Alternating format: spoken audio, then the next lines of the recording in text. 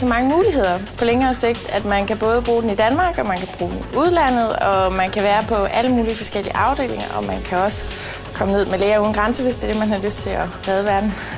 Jeg kan sætte mig ind i andre mennesker. Jeg kan vide, hvordan jeg skal formidle en eller anden bestemt information til dem. Det ved jeg lige præcis. Jeg kan spotte ud. Du skal have det på den måde, og du skal have det på den måde. Det kan jeg. Man får mulighed for at lege med store apparater.